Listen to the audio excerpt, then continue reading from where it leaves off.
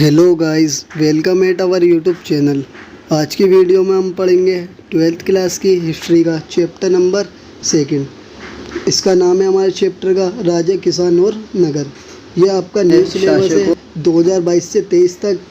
इस चैप्टर के अगर आपको पीडीएफ के रूप में नोट्स चाहिए तो नोट्स भी आपको प्रोवाइड करा दिए जाएंगे। नोट्स डाउनलोड करने का लिंक आपको डिस्क्रिप्शन में दे दिया गया है, आप वहां से भी डाउनलोड कर सकते हैं।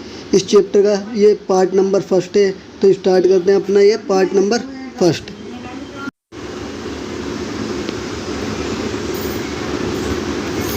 इस चैप्टर का हमारा एनसीईआरटी का सबसे पहला जो टॉपिक है उसका नाम है प्रिंसेप और प्रियदर्शी। इस टॉपिक को पढ़ने से पहले हम एक शब्द के ऊपर डिस्कस कर लेते हैं, क्योंकि वो शब्द आपके चैप्टर में बार बार रिपीट होगा और बहुत ज़्यादा इम्पोर्टेंट शब्द है। तो उसको के बारे में पढ़ लेते हैं, वो शब्द आखिर है क्या। तो ये शब्द है उसका नाम है अभिलेख। अभिलेख वर्ड जो है आपकी हिस्ट्री की बुक में कई बार रिपीट होगा। अगर आपको अभिलेख का मतलब नहीं पता होगा तो आप अच्छी तरीके से अपनी हिस्ट्री नहीं समझ पाएंगे। तो सबसे पहले अभिलेख का मतलब समझ लेते हैं। अभिलेख जो है वो ऐसे लेख होते हैं जो कि पत्थर के ऊपर लिखे जाते हैं, या धातु या मिट्टी की या किसी कठोर जगह पर खोद कर लिखे जाते हैं। ऐसे लेखों को कहा जाता है अभिलेख। अभिलेख जो है ये आखिर क्यों बनाए जाते हैं ये भी आपको पता होना चाहिए। अभिलेख जो है कुछ लोगों के द्वारा बनाए जाते हैं, या तो राजाओं के द्वारा या अमीर लोगों के द्वारा। जो अभिलेख जो होते हैं उसके अंदर राजाओं की या फिर उन लोगों की उपलब्धियां लिखी जाती हैं, क्रियाकलाप लिखे जाते हैं या विचार लिखे जाते हैं जो लोग अभिलेख को बनवाते हैं। यानी कि जिसके लिए अभिलेख बनने जो लोग बनवा रहे हैं उनके सारे के सारे कार्य और विचार अभिलेख के अंदर लिखे जाते हैं। ज़्यादातर जब आप अभिलेखों के बारे में पढ़ोगे तो आपको पता चलेगा अभिलेखों के अंदर राजाओं के क्रियाकलापों के बारे में लिखा हुआ है, या फिर दान के बारे में लिखा हुआ है कि महिलाओं ने किस तरीके से दान दिया है, धार्मिक संस्थाओं को पुरुष किस तरीके से दान देते थे, राजा किस तरीके से दान देते थे। ये सभी बातें आपको अभिलेख के अंदर पढ़ने को मिलेंगी। अभिलेख शास्त्र क्या होता है ये भी आपको पता होना चाहिए। अभिलेख जो होता है, अभिलेखों का अध्ययन करने को ही कहा जाता है अभिलेख शास्त्र। इसके अंदर जितने भी तरह के अभिलेख होते हैं, अभिलेख के बारे में सारी की सारी जानकारी अभिलेख शास्त्र के अंदर पढ़ी जाती है। तो अब पढ़ लेते हैं अपना एनसीईआरटी का टॉपिक 1, जिसका नाम है प्रियदर्शी और प्रिंसेप। ये जो मैं आपको टॉपिक के नेम बता रहा हूँ, ये नेम आपको सेम टू सेम एनसीईआरटी की बुक में इसी तरीके से लिखे हुए दिखाई देंगे, ताकि आप वीडियो देखने के बाद जब एनसीईआरटी बुक पढ़ोगे तो आप अच्छी तरीके से एनसीईआरटी बुक रीड कर पाओगे। तो पढ़ लेते हैं अपना फर्स्ट टॉपिक। ये फर्स्ट टॉपिक है प्रिंसेप और प्रियदर्शी। इसके अंदर हमें यह पढ़ना है कि जो भारत है, भारत के जो अभिलेख विज्ञान है उसके बारे में जो ज़्यादातर जानकारी हमें मिलती है वो मिलती है 1830 के दशक के बाद, क्योंकि इस टाइम पर एक अधिकारी थे ईस्ट इंडिया कंपनी के जिनका नाम था जेम्स प्रिंसेप। उन्होंने ब्राह्मी और खरोष्टी लिपियों का अर्थ निकाल दिया था, जिसकी वजह से भारत की कई सारी चीज़ों के बारे में हमें जानकारी मिल सकी। इन लिपियों का ज़्यादातर हमारे भारत के इतिहास में हमें पता चलता है कि हमारे भारत के जो इतिहास है, पुराने टाइम के सिक्के हैं, अभिलेख हैं, उन सभी के अंदर ज़्यादातर इन्हीं लिपियों का प्रयोग किया गया है। अब इन लिपियों का जब अर्थ हमें पता चल गया तो हम अच्छी तरीके से भारत के इतिहास को जान सके। जब जेम्स प्रिंसेप ने इसका अध्ययन कर लिया था, जब अर्थ निकाल लिया था इन लिपियों का, तो उन्हें पता चला कि जितने भी ज़्यादातर अभिलेख हैं, सिक्के हैं, उनके ऊपर प्रियदर्शी नाम लिखा हुआ है। प्रियदर्शी का मतलब होता है मनोहर मुखाकृति वाला राजा। ये प्रियदर्शी वर्ड जो है ये अशोक नाम के एक शासक थे, हमारे भारत के सबसे महान शासक में से एक। इनके लिए प्रयोग किया जाता था प्रियदर्शी वर्ड। जो बौद्ध ग्रंथ हैं उसके अंदर कई बार अशोक के बारे में बताया गया है कि अशोक जो थे भारत के सबसे जो प्रसिद्ध शासक थे उनमें से एक थे। ये बहुत ज़्यादा फेमस शासक थे जिन्हें प्रजा भी बहुत ज़्यादा पसंद करती थी। नेक्स्ट टॉपिक है हमारा 16 महाजनपद। ये हमारा नेक्स्ट टॉपिक है आपकी एनसीईआरटी बुक का। अब महाजनपद के बारे में पढ़ने से पहले आपको ये पता होना चाहिए कि जनपद का अर्थ क्या होता है। जनपद जो है ऐसी जगह को कहते हैं, ऐसे भूखंड को कहते हैं जहाँ पे कोई भी व्यक्ति या व्यक्तियों का समूह जाकर अपना पैर रख दे, पाँव रख दे और वहीं जाकर हमेशा के लिए रहने लगे, उस स्थान को कहा जाता है जनपद।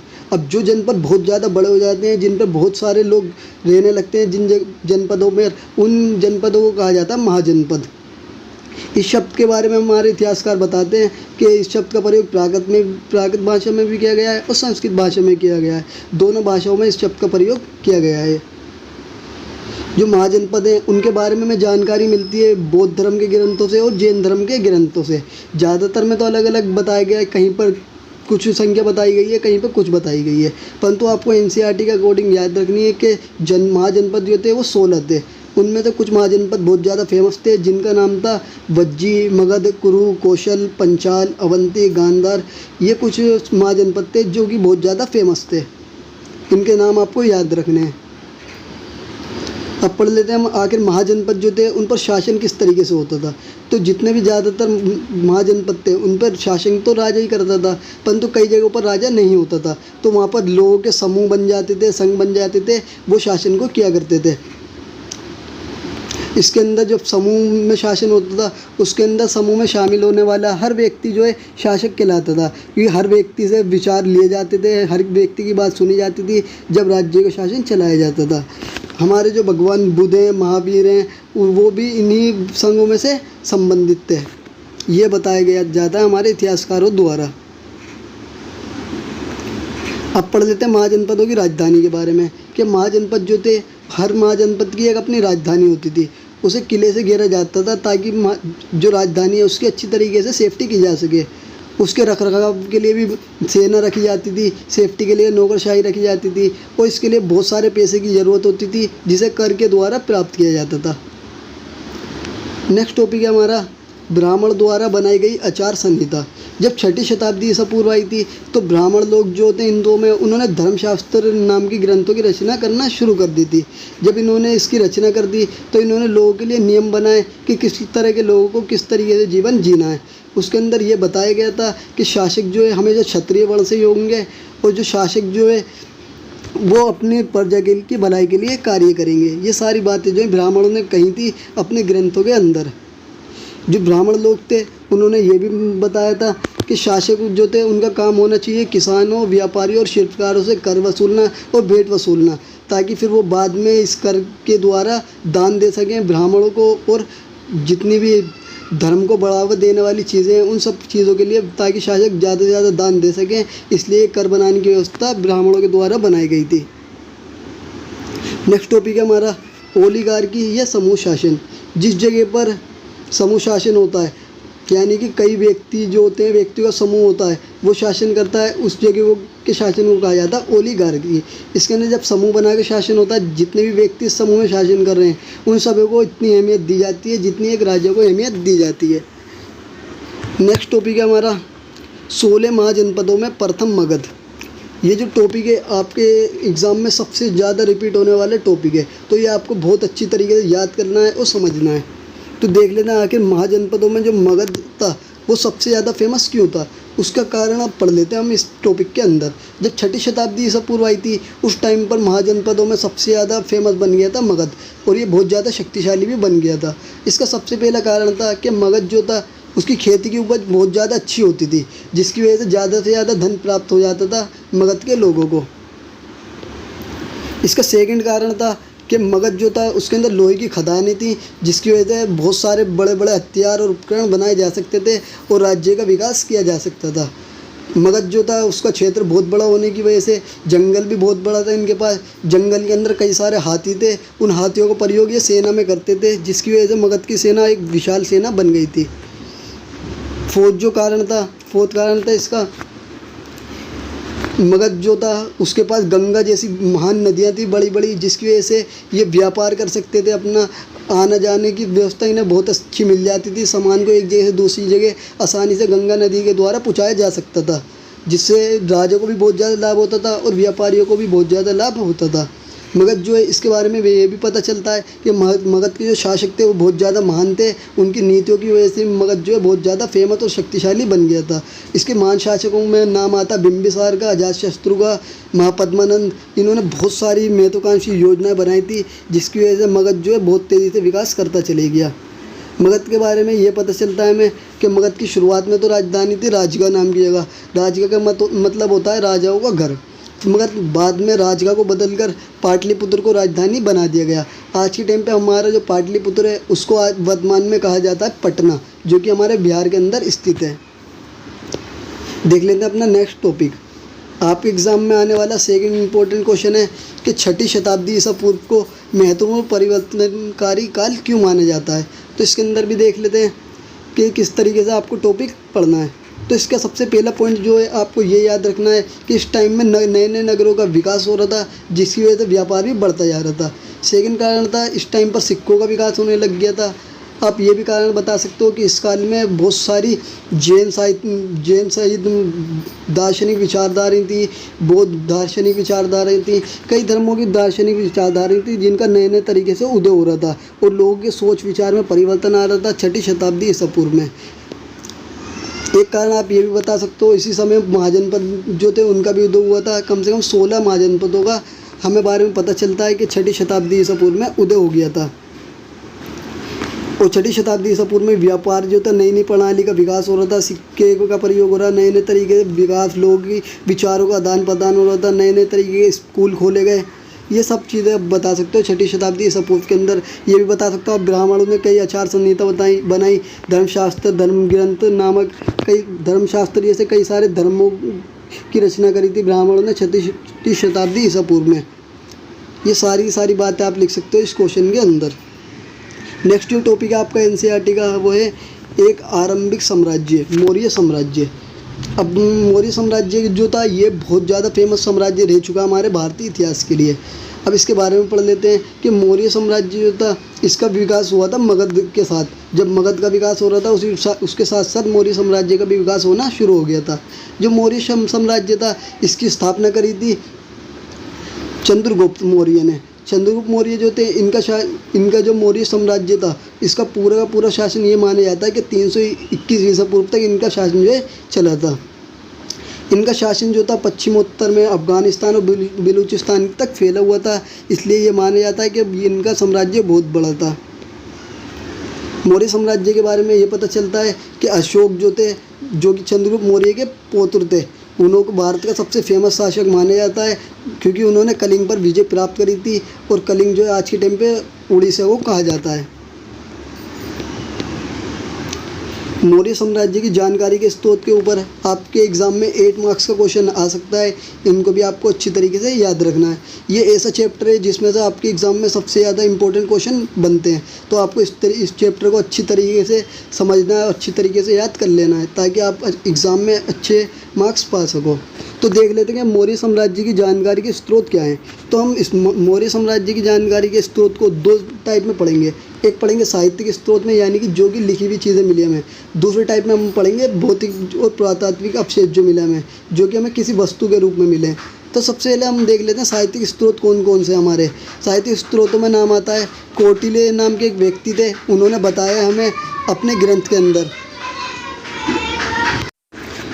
कौटिल्य नाम के एक व्यक्ति हैं, उन्होंने एक ग्रंथ लिखा था। इनके ग्रंथ का नाम था अर्थशास्त्र। इसके अंदर इन्होंने मौर्य साम्राज्य के बारे में जानकारी दी है। बौद्ध साहित्य में, जैन साहित्य में भी हमें मौर्य साम्राज्य के बारे में जानकारी मिल जाती है। हिंदू धर्म के पुराण हैं, उसमें भी मौर्य साम्राज्य के बारे में जानकारी है। विदेशी वृत्तांत, जो कि विदेशी यात्री भारत घूमने आया करते थे उस टाइम पर, उन्होंने मौर्य साम्राज्य के बारे में जानकारी दी है। संस्कृत साहित्य में मुद्रा रक्षक जैसी बहुत सारी हमारी बुक हैं जिनसे हमें पता चलता है मौर्य साम्राज्य के बारे में। मेगस्थनीज नाम के एक व्यक्ति थे, उन्होंने इंडिका नाम की एक पुस्तक लिखी थी, उसके अंदर भी हमें मौर्य साम्राज्य के बारे में जानकारी मिल जाती है। तो ये थी हमारी साहित्यिक स्रोत। अब हम देख लेते हैं पुरातात्विक स्रोत। पुरातात्विक स्रोत में अशोक ने शिलालेख लिखवाए थे, उससे हमें जानकारी मिल जाती है। अशोक के स्तंभ शिलालेख हैं, उससे भी जानकारी पता चल जाती है हमें। अशोक के सिक्के और भी कई सारे मौर्य साम्राज्य के सिक्कों से और मूर्तियों से हमें मौर्य साम्राज्य के बारे में जानकारी प्राप्त होती है। तो ये थे मौर्य साम्राज्य की जानकारी के स्रोत। नेक्स्ट जो है हमारा नेक्स्ट है अशोक का धम्म। अशोक के धम्म के बारे में पढ़ लेते हैं आप।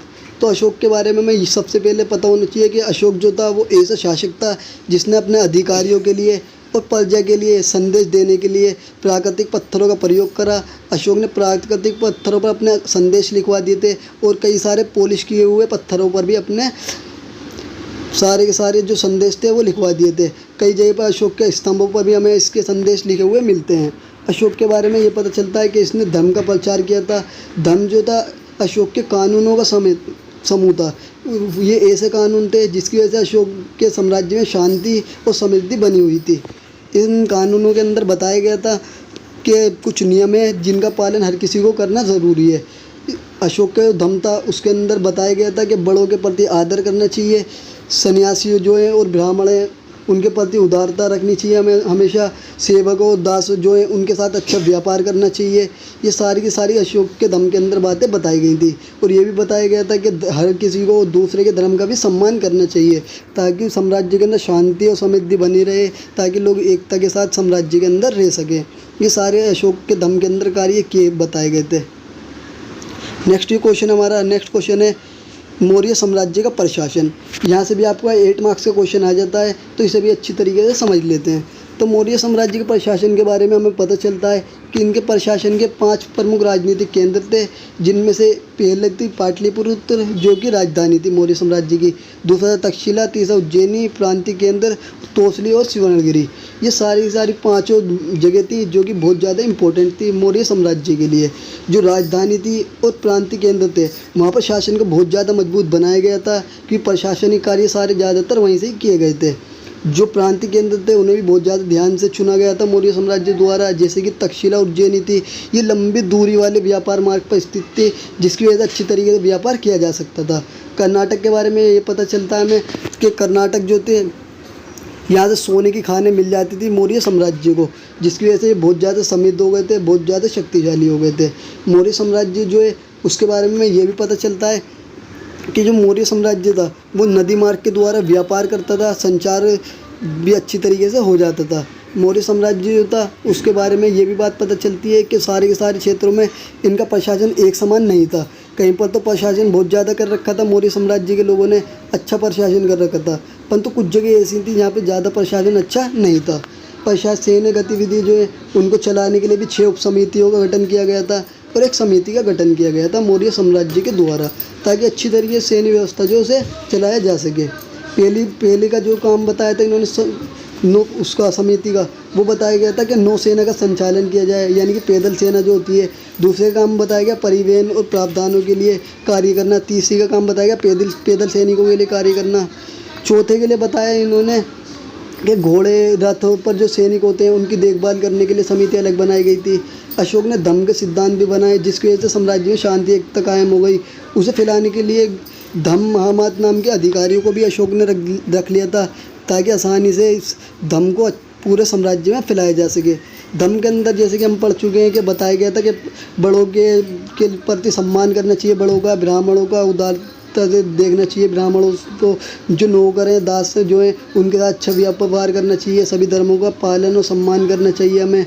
ये सारी बातें हमें पता चलती हैं मौर्य साम्राज्य के प्रशासन में। तो गाइज़ आज की वीडियो में इतना ही, मिलते हैं नेक्स्ट वीडियो के अंदर। जब तक थैंक फॉर वॉचिंग।